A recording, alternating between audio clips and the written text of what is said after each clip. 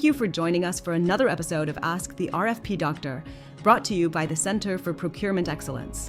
We're a nonprofit membership organization dedicated to helping you streamline your RFP process through better education, smarter strategies, and more transparency. As a member, you'll get access to exclusive training, discounts to our virtual and in-person events, and the chance to connect with other procurement professionals throughout the year. And if you're planning a professional event or conference, don't forget our CPE Speakers Bureau is available to speak at regional and national gatherings. Now let's get into today's session of Ask the RFP Doctor, where one of our expert RFP doctors will show you how to take on real-world challenges in procurement and supply chain management and break them down into practical strategies you can use right away. Welcome to Ask the RFP Doctor, CPE's monthly web series where we discuss the latest best practices in procurement and supply chain management. So top 5 Excel tricks and tips for procurement professionals. So what I've got here is I've got an Excel sheet, and folks, I'm going to be mostly hands-on today. I have a couple slides just to guide us here, but I will take notes, and if I'm going to be most of this hands-on, I'll have like screenshots because I'm just going to show you how we do all that. So we're going to go through, talk about our top 5 recommendations, and here we go. So one of the first big things I can recommend you do is get your hands off the mouse and get your hands on the keyboard. The more you can do with Excel in terms of keyboard shortcuts, that will make you so much faster in terms of organizing and finding data, and that's kind of a big thing here. So let's jump over to our Excel file, and let me just gotta change my sharing settings here. Give me one quick second. Okay, so let's go over to our Excel file, which is right here. Okay, so this is our Excel file, and so the first thing that we're noticing here is that again, my hands are up here. And one of the things you notice here is that I'm on cell. So just a quick primer. So we have our columns here. These are our columns, A through the end. And then these are rows. And so if you notice here that I'm on A1 and I'm able to go to the very bottom of this list instantly. Now I'm on A4099, right? Or if I'm going to go back to the top, now I'm at A1 again. I'm going to go all the way to the right. Now I'm at column AJ. And if I want to go quickly down, there's all sorts of different things we can do to make that a faster experience. What I am doing, let's go back to the beginning. I'm pressing Control Home. So Control on my keyboard Home, that takes you to the beginning, is I am pressing Control and then up arrow and down arrow to help me navigate through the sheet more quickly. So for example, I'm going to press down Control and I press down arrow. That takes me to the very bottom of column A. Control up arrow takes me to the very top. Now, the way this works here, look for blank cells or non-blank cells. So for example, I'm in row 2 here, and you see that these are all blank. So cells C through, well, I don't know where this ends at. So C through M are all blank. If I'm on cell A2, I press Control right arrow, that's going to take me to column B. So Control right arrow, now notice I'm column B. Well, if I press Control right arrow again, it's going to skip over all these blank cells, which are right here. I'll press Control right arrow, and now it takes me over to column N. I press Control left arrow, I'm back at column B. So that's how you navigate back and forth here, is that when I do data analysis, I mean, I'm talking massive sheets here, I mean, millions of rows and columns and all sorts of things. I primarily use my keyboard to do everything. I rarely use a mouse. I usually mostly do the keyboard here. Now you might be noticing here, Jake, how are you able to not use your mouse and like select rows like this and do things like this, like I'm doing right now? Well, what you can do is you hold down Shift, and that will keep the highlighted rows set up here. The reason why this is beneficial is that it can help you see what you're showing, and just from a visual standpoint, can help you better understand what's going on. So holding down Shift as you're going left and right, up and down is a great way to do some of this. Now, let's say that I wanted to go back to the beginning and I wanted to select, let's say, all of column A here, but I wanted to highlight it. So maybe I want to copy it or I want to do something. What you can do is combine the two things I just talked about, take Control and take Shift and combine them together. And the answer is yes. This is our top 5 Excel tricks for Excel. So Sheer, you are in the right place. Now, going back to what I was saying here, is that if I want to highlight all of this different data, I'm going to press Control, I will hold down Shift, and I will press down arrow, Control, Shift, down arrow, and that will highlight that entire column. If I want to go to the right, I can hold down Shift, no Control, and I just do one column at a time. Or if I want to hold down Control, that'll allow me to select more at a time. So now I'm column M, Control Shift right arrow again, goes to column Q, and so forth. I'm highlighting and going up and down here, holding down Shift, and as I'm able to do that. Okay, so that's one of the first things that we have here is Control or Control Shift, up, down, left, right is a great way to make this a much faster experience as you are doing that. Okay, so the next thing we're going to go through here is back to our Excel sheet is that, so let's say that I want to go to column H right here. So I'm in H8 and I want to edit this cell. Normally there's a couple ways to do that, and I frequently will do this, is I will double click on this and now I can edit this. So now this one you can see everything below. So I want to go this one below here. So H9. If I double click on this, I can go in here and I can edit that and I can do whatever I have to do, change around, that's fine. However, because, as I said, not using our mouse is a better thing, if you press F2, we'll press F2 now, press F2, now the cell opens up and I can edit that. Now, sometimes if you're on a certain type of keyboard, pressing F2 might like reduce your volume or something like that. Sometimes on the bottom of your keyboard, there's a function key. It says FN on the left-hand side. You may have to press function and then F2 in order to edit that. Folks, if you have questions or comments, just jump right in here, no problems at all, and I'll answer that. But F2 is a way to quickly edit the cells, do what you have to do, and then you're good to go, F2. Now, another thing here too with this, folks, I'm just going to keep blasting through, so please don't feel bad about interrupting me, but some of the cells, I can't quite see everything. Like F2 at the top of your keyboard, is that what you were using?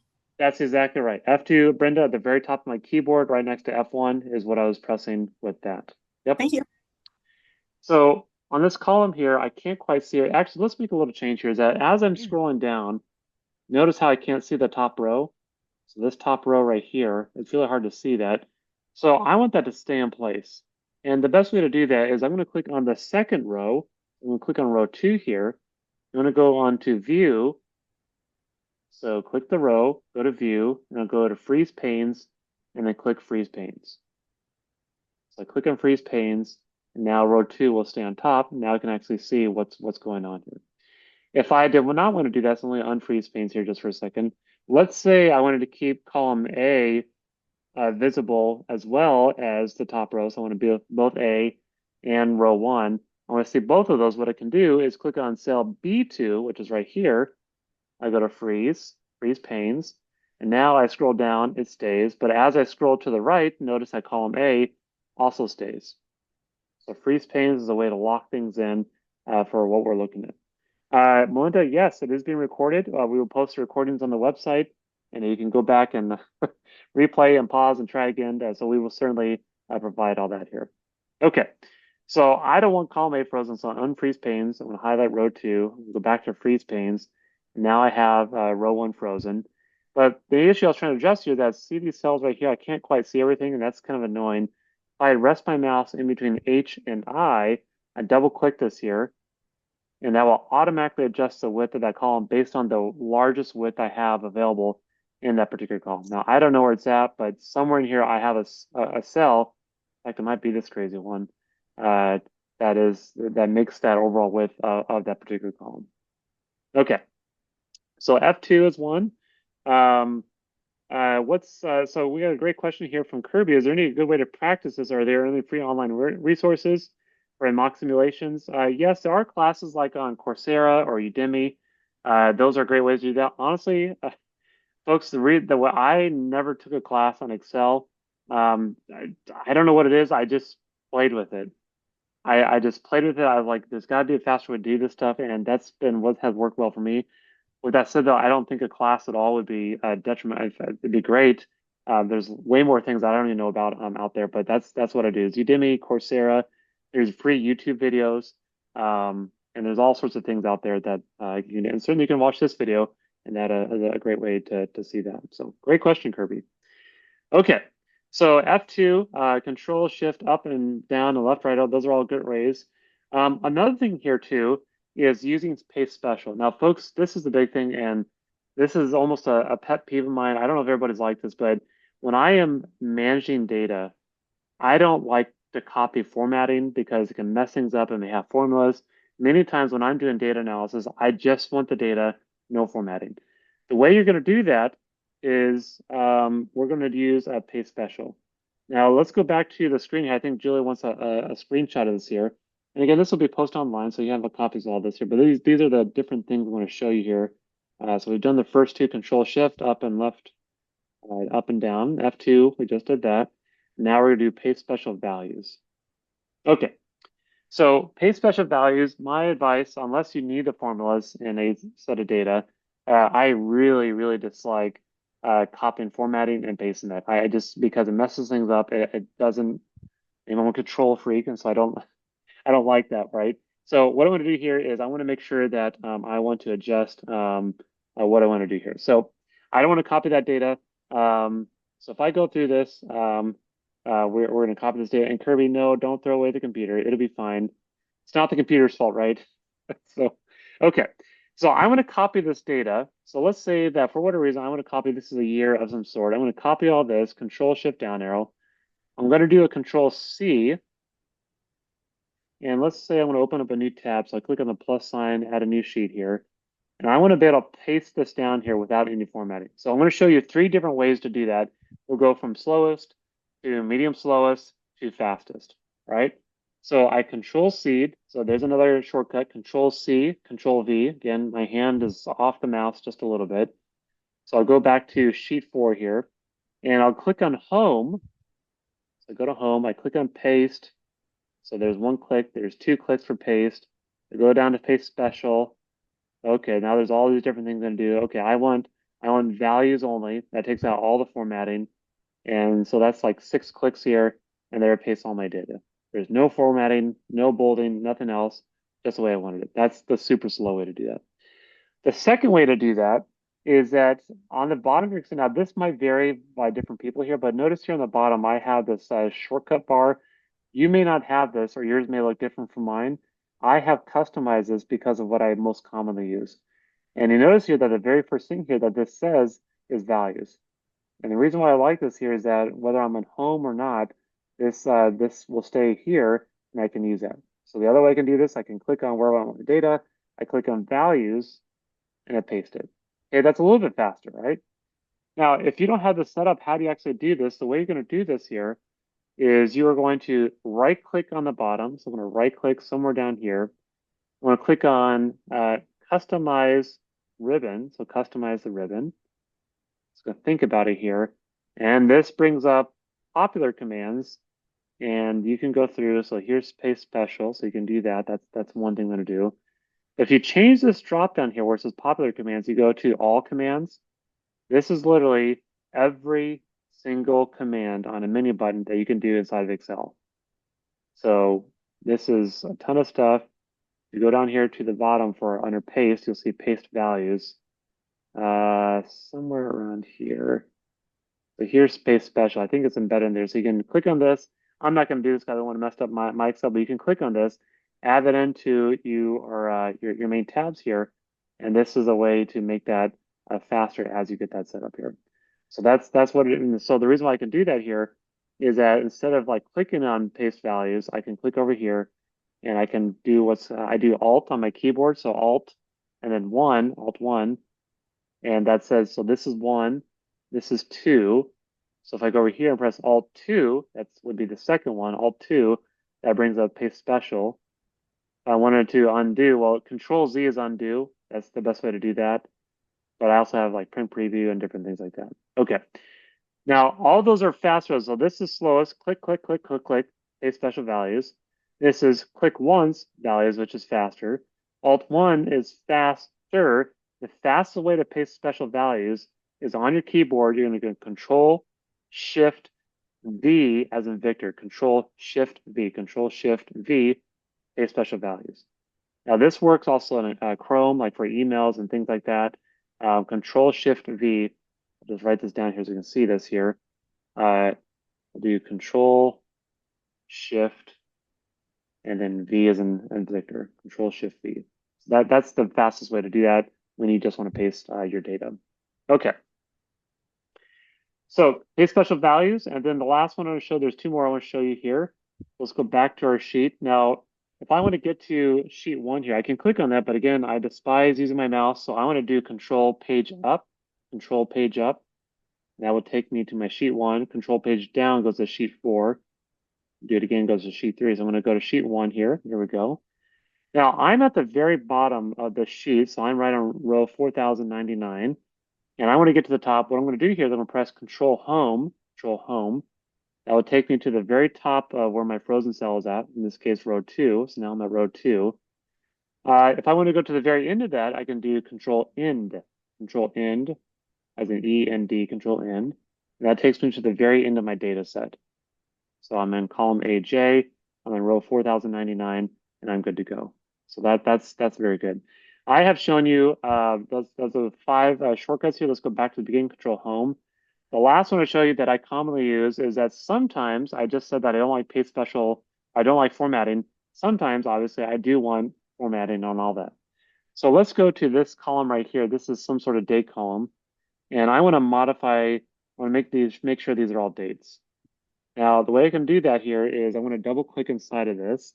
Now, somebody pointed out you can click on all of them like this and double click. Sometimes I'm going to do that. Like if I have a column that has a lot of text inside of it, that's going to make it way bigger and make that not tenable. So let me just do it and demonstrate that for a second. So I'm going to double click, highlight all my cells by clicking on this little box on the upper left-hand side, double click on everything or once, and it goes through and adjusts every single column.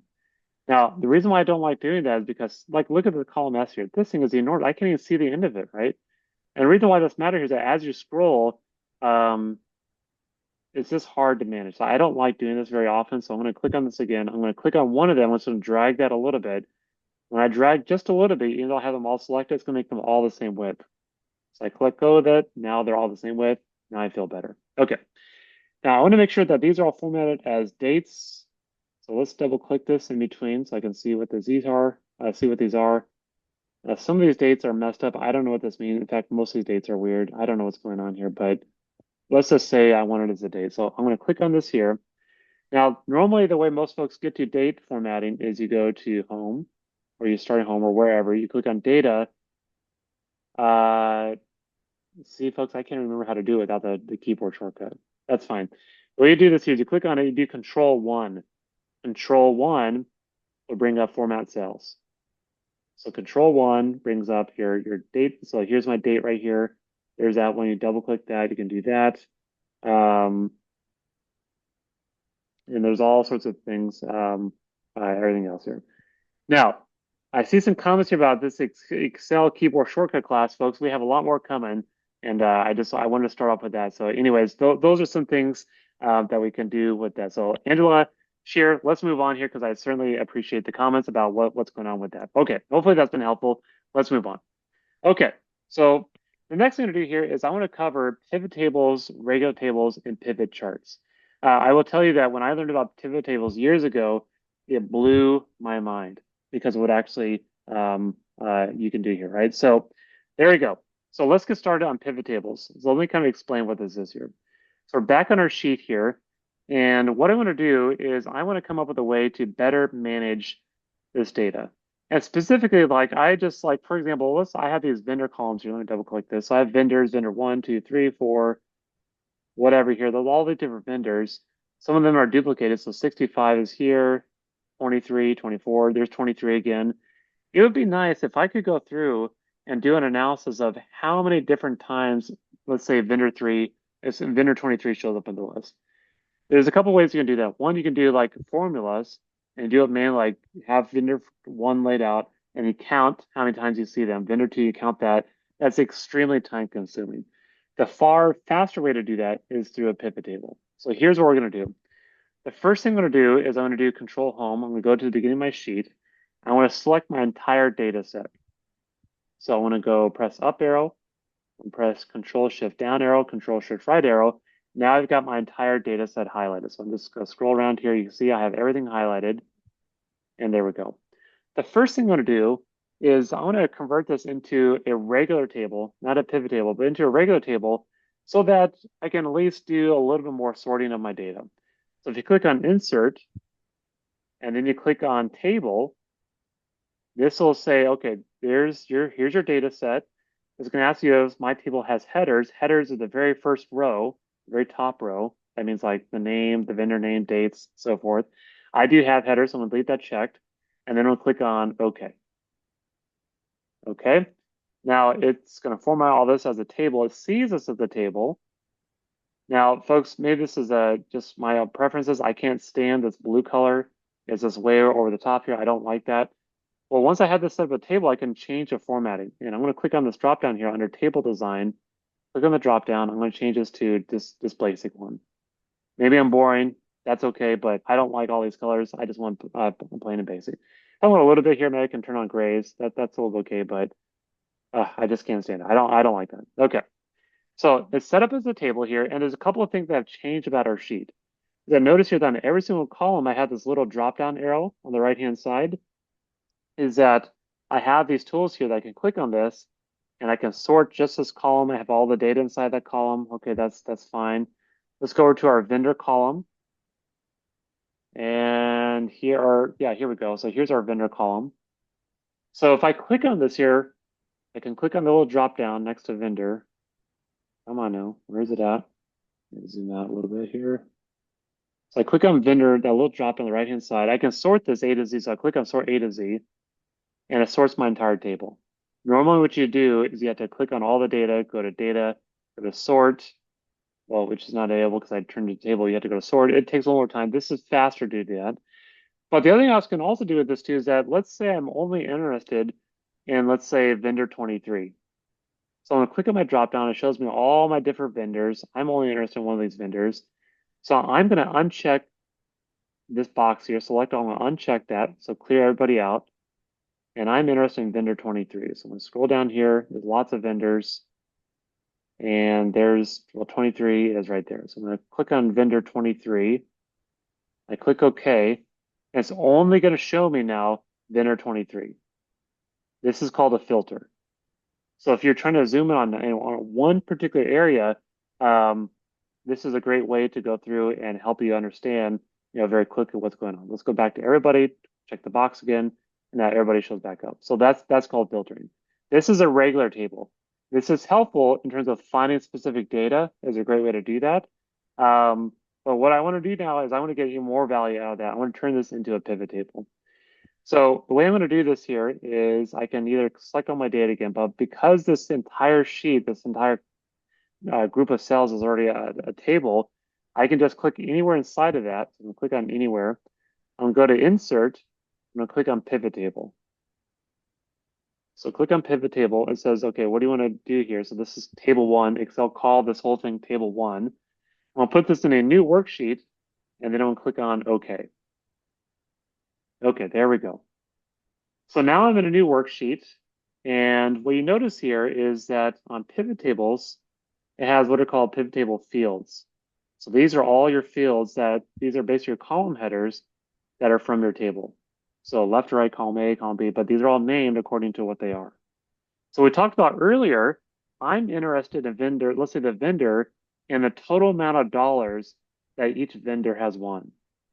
So I'm going to click on my vendor, my vendor field here.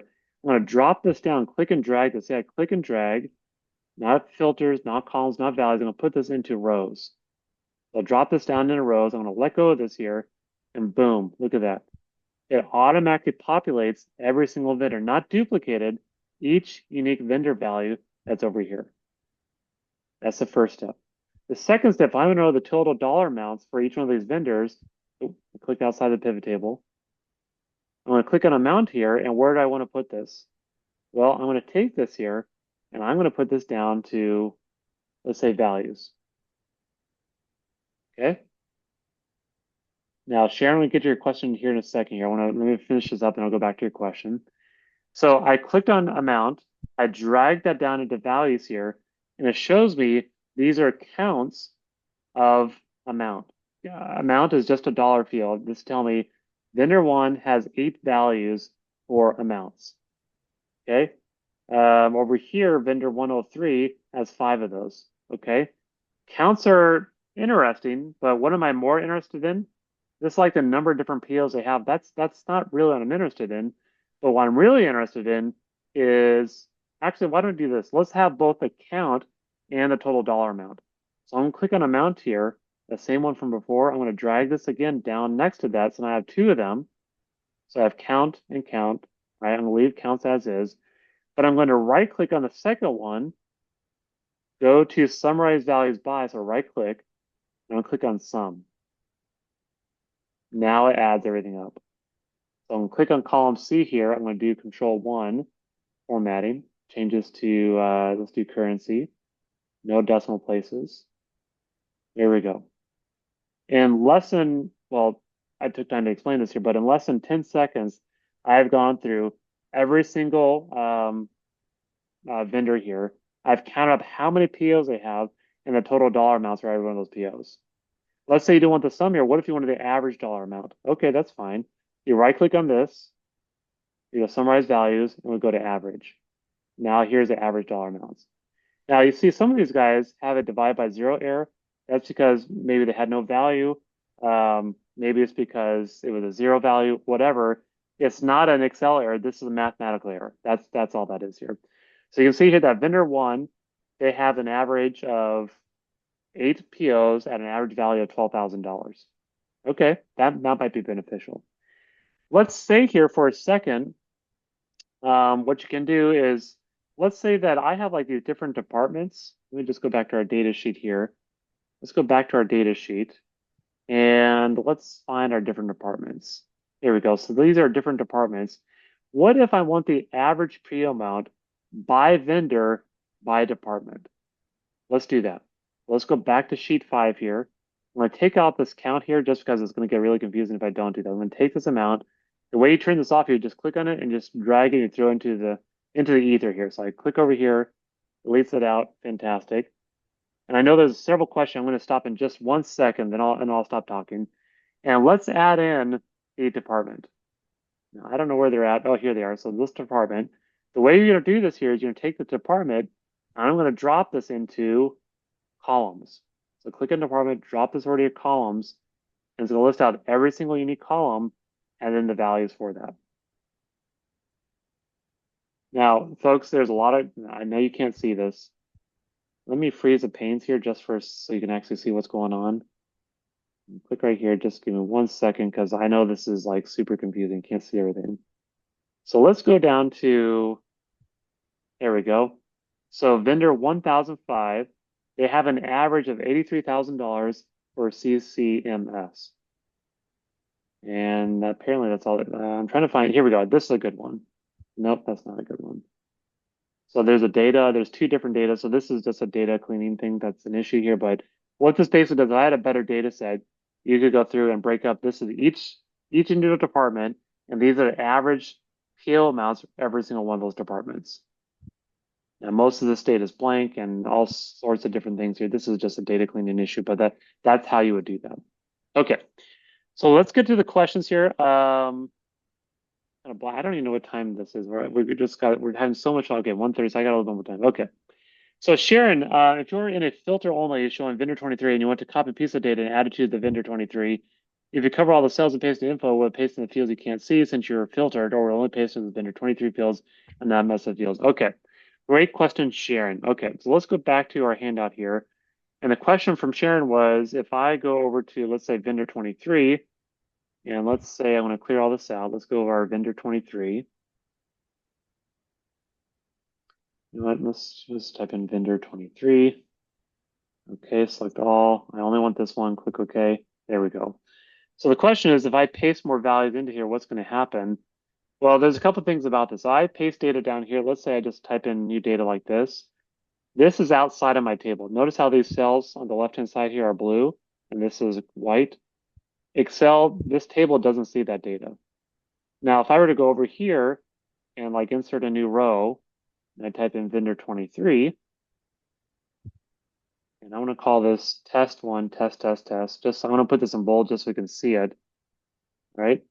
So now it's on there. Okay, that's good. And if I return this back on here, so I'm going to select everybody again. So it's on there, and now you see it's still on there. It's going to show up if I refilter my data.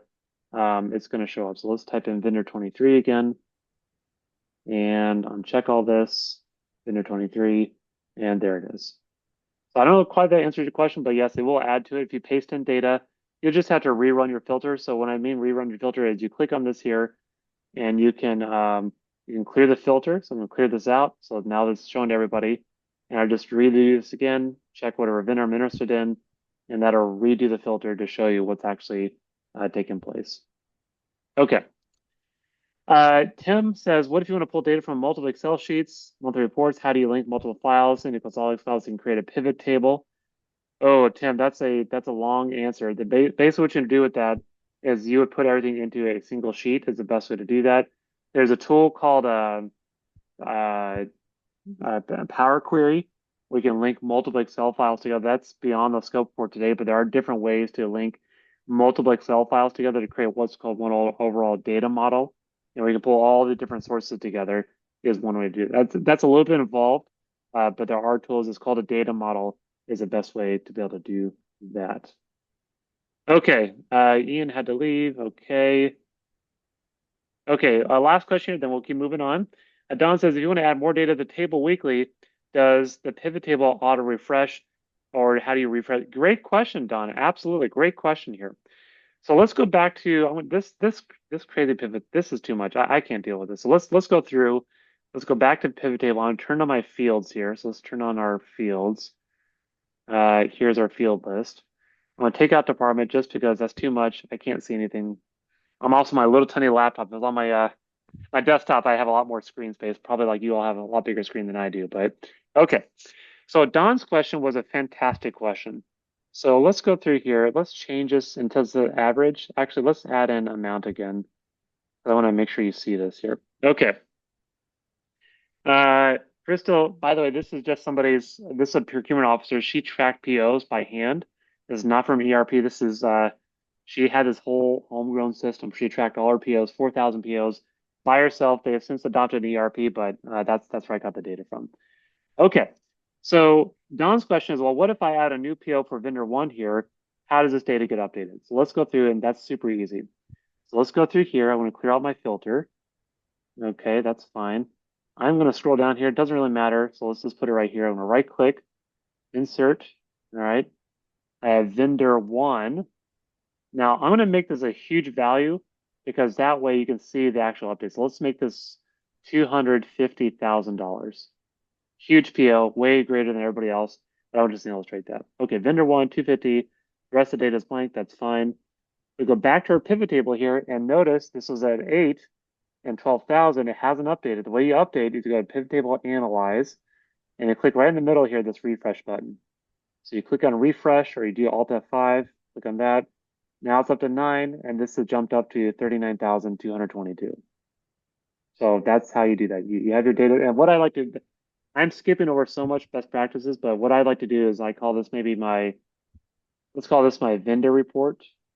So let's name this here. But my core data sheet, I like to name this like raw data. And I also like to right click on this and I'm going to change the color here to red. That way I know like this is my main source of data and everything else is just a report based off that. Okay. Okay, let's jump back over to PowerPoint just to remind us. So we created a pivot table. We have our regular tables. Regular tables are just for filtering and doing different things with that. You can also do pivot charts. So let's go back to our vendor report. I'm gonna take out our amounts here. So let's delete that out. One other thing I'm gonna do here is just for the sake of clarity, I want to make this a little bit easier. Let's go to year. This is year. So I'm gonna drop down year into filters. Filters on pivot tables is an even better way to sort out data to keep yourself organized. So I drop down year into filter. I click on the drop down here and I can select multiple. So I can select multiple years. Well, let's say I just want, let's say 2022. So I click 2022, click OK. This data updates. So all this is showing here is 2022 data. And this shows you all my information. Let's create a chart. This is a huge sheet here, but let's create a chart, a pivot chart based on what's happening inside of the sheet. So I'm going to click inside of here. I'm going to go to pivot table analyze, and I'll click on pivot chart. So I click pivot chart. They say, okay, here's what you can do. I'll click OK, and now here's my pivot chart. Now, folks, again, I'm on a laptop, so it's really hard to see all this here, but let me kind of scooch this over a little bit here. The pivot chart, what this is here, is that this will live update based on whatever data you're selecting here. Let's go through, let's change it to 2021, click OK. This chart here automatically updates based on what's going on. We go over here, let's say 2023, this will automatically update. Now I have one filter. If I have multiple filters, so let's say I want department in there too. So let's type in department, and I want that in my filters. And now I click on department. So I want 2023, and I only want the CCMS department. So I click that. So this shows everything from 2023 for CMM. Now they don't have anything, so that's not going to work. Let's try a different one. There we go. There we go. Perfect. What this shows here is that for 2023, for this CCMS quality department, I had 3 vendors, and here's their total amounts. So the pivot chart live updates based on what you're showing inside of your pivot table. Questions or comments? Yeah. So pivot charts, pivot tables, we have 3 more here, and we'll wrap it up. I'll try to pick up the pace a little bit. The next one to show you is conditional formatting. Was there a question or comment? If so, jump in here, but otherwise I'll keep going. Okay. So conditional formatting. So let's go back to our Excel sheet here. I'm going to go to raw data. And let's see here. What can we do? Let's go through and let's do some filtering. So I only want, let's say, let's click on these are types of purchases. Let's see if we can come up with something interesting here. Excuse me. So let's click on the drop down, clear this out. Let's go to diapers. Smelly diapers. Okay. All right. So this is a pretty good data set. All right. And I just like a visual cue to help me understand what my dollar amounts are from a visual like color standpoint. Well, with conditional formatting, what I'm going to do is I'm going to click on this. I'm going to highlight all my data. Now I went to a blank, so I'm going to Control Shift down until I got everything. Okay, there we go. I got all my data selected. And I'm going to click on conditional formatting. And let's do color scales. I'm going to click on color scales. I'll click on this first one here. And this will automatically adjust my data. Red is low, yellow is high, and that's what's showing. Now I've only got, I think this is doing conditional formatting for the entire column, not just diapers. Let's clear out my filters here. So I'm going to go back to data. I'll click on clear filters. So data, clear filters. Yep. And there we go. So if I click on the entire column now, let's go to back to data. Actually home, click on conditional formatting, color scales, and click that one. Now it's got different colors just to show me what's going on here. This is a bad data, so that size doesn't do anything. But color scales is a great way, conditional formatting is a great way to do that. You can do it on like true and false. If you have like some cells that says true, some cells that false, you can do like if it's green, so show true. If it's red, or if it's false, show red. And that's another use case of conditional formatting. So, I mean, we haven't, maybe that's a good RFP doctor. We have an entire class just about data visualization, or how do you present data in a visually more appealing way? And maybe folks may have an interest in that as well. So conditional formatting, simple little tool here. There's less than greater than all sorts of other options you can do with that, but it's a great way to help visually present data in a better way with that. Okay, 2 more. And these will go pretty quick. The next one to show you is called goal seek and what if analysis. So the way you get to that is you click on data and you go to what if and then go to goal seek. So let me kind of illustrate what this is here. Let's go to a new sheet.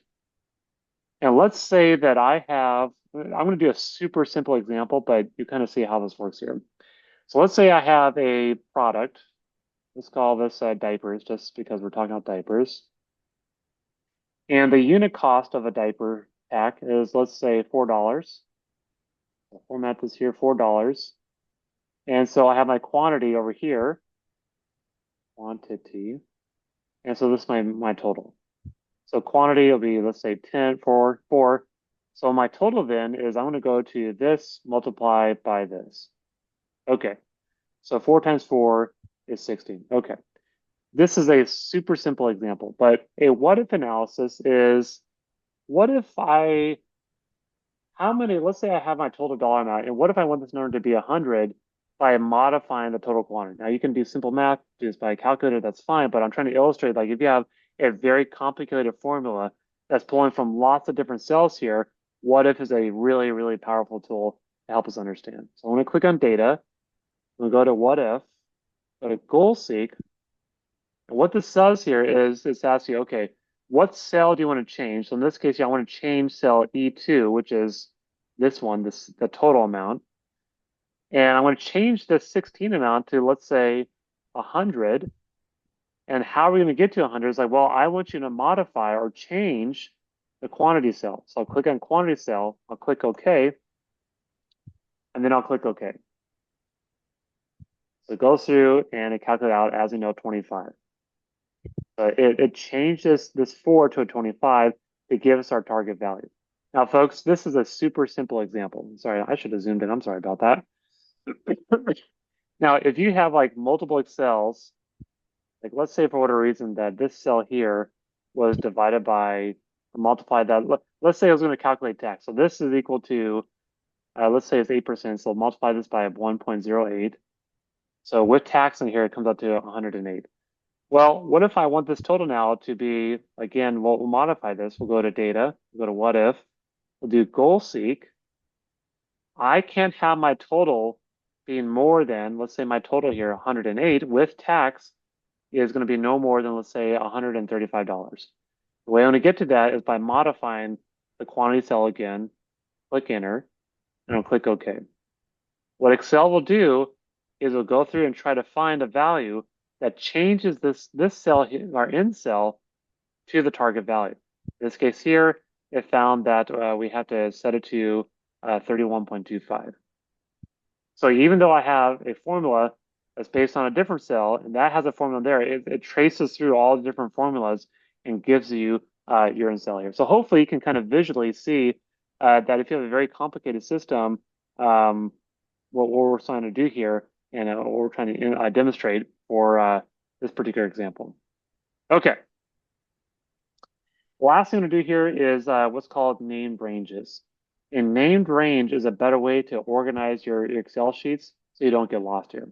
So, for example, let's say I'm going to go back to my raw data sheet. And let's say that here's my vendor columns. And I want to have a drop-down set up where I only use the vendors. Now, I'm going to click on this here. And now this is going to show you duplicate values. But let's say I want to go through, actually, let me do this a little bit differently. Let's go through and let's create a data sheet. Let's create a new sheet. And I'm going to name this data sheet. These are going to be called my drop-downs. Now, this is a best practice to keep yourself organized. I'm going to call this sheet my drop-downs. Drop-downs, okay? And over here, I'm going to type in, I'm going to Control B, Control U, type in vendors. And let's say I have vendor 1, vendor 2, and vendor 3, right? Whatever, just an example. What I'm going to do here is I'm going to highlight these 4 vendors. And if you see here where this says 4R-1C, I'm going to click inside that. I'm going to give this a name. And I'm going to call this my vendors list. So I'm just typing in here vendors list. I'm going to press enter. What I have essentially done is I have named this group of cells B2, excuse me, B3 to B6. I've called this vendors list. Why is that beneficial? Well, let's go back over here. Let's insert a new column. And let's say this would be vendors list clean. So there's drop-downs now. And I want to make this a drop-downs list of my vendors. So I'm going to highlight all this. Highlight the whole row, the whole column. I'm going to go to inside of data. You click inside of data validation, which is right here under data tools. So I click that. I go to data validation. And I'm click on where it says allow any value. I click on the drop-down here. And I'll click on list. Now, there's 2 different ways to do a dropdown. You can type this in manually, vendor 1, vendor 2, and so on. And that will do it. So you did that, click OK, and there's our vendors. Now, I got to zoom out. Here you go. Okay, folks, it's not working because I'm zoomed out so far. Let me try this again. Sorry, folks. Can't see, it's too zoomed down. Let me try. Here it is. This again. Oh my goodness, I can't click because I'm zoomed out so far. There we go. Okay, well, I'm trying. I don't know if y'all can see this, but I'm trying to. I can't click on the drop down because I'm so far zoomed in. Let's try this again. Oh my gosh. I can't click on it. There we go. There we go. Okay, finally I was able to click on it. Vendor 1, vendor 2, vendor 3. That's a super inefficient way to do that. Because what if you have new vendors that come in or a vendor name changes? You have to go in here manually update that list. I'd rather do this automatically. So I'm going to highlight my whole column again. I'm going to go back to data validation. So click on the drop down data validation. And instead of manually typing all this in here, I'd rather refer to what?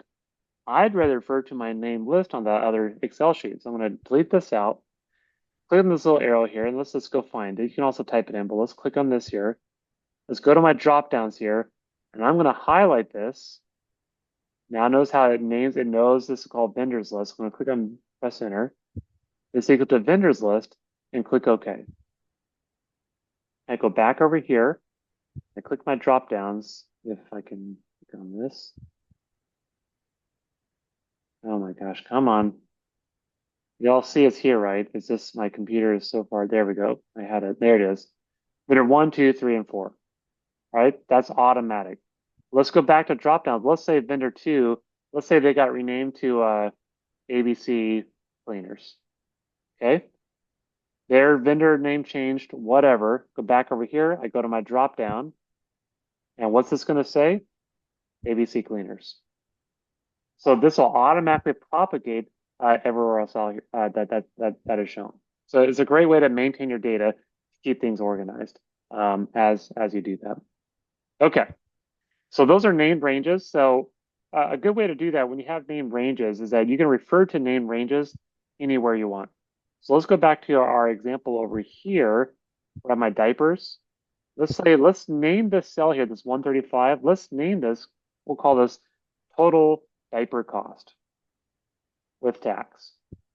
Okay, that's a long name, but that's fine, right? So I went over here, I typed in total diaper cost with tax. I can refer to this value anywhere inside of the Excel sheet. So let's go over to a new sheet right here. And let's say I have a report and I say this is my total diaper cost with tax. I'm going to type in this is equal to what? Total, and notice how it starts showing up here. Total diaper cost with tax. I double click that and I press enter. So the reason why this is beneficial for us, instead of calling this sheet, I could do this manually. I could say this is equal to sheet 6, E3. I could type in that. So let's go back to that. I could type in this is equal to sheet 6, cell E6 or E3, I think it was. Yeah, I could type that in, or I could type in total diaper cost with tax. So when you have named ranges, it's a better way to track what's actually going on. And as you and other people that fall behind you, it's a really good way to manage that. Now, if you want to manage your names, you go to formulas. There's this thing called name manager, and it'll show you all the different things. Here's my total diaper cost. That tells you where it's at, current values, and you can go through and can deal with that. Okay. So in summary here, folks, I know this is a lot. Hopefully this is helpful. My advice here is I would save your work often. Y'all didn't see me doing this here, but it's almost like a tick. As I am working Excel, I am constantly pressing Control S on my keyboard, constantly saving. I would make change, Control S, change, Control S, constantly be saving things, because when you don't do that, that'll make things easier. Hopefully these tips will help you speed up, especially the keyboard shortcuts. Yes, this is not meant to be a keyboard shortcut class, but this really will help you operate things faster. In the future, honestly, though, folks, AI will make this even faster in the future. But again, that's kind of the overall idea with that. So.